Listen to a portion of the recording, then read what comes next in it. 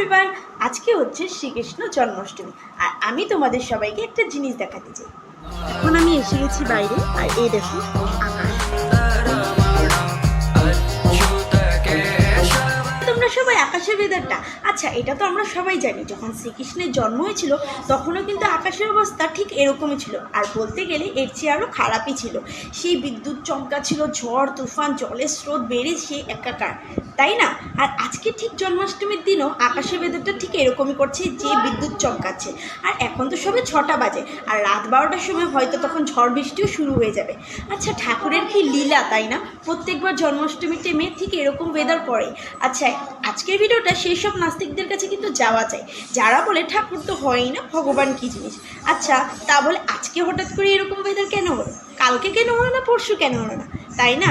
আর তর্কে যাচ্ছি না, শুধু একটাই কথা বলবো, হরে কৃষ্ণ।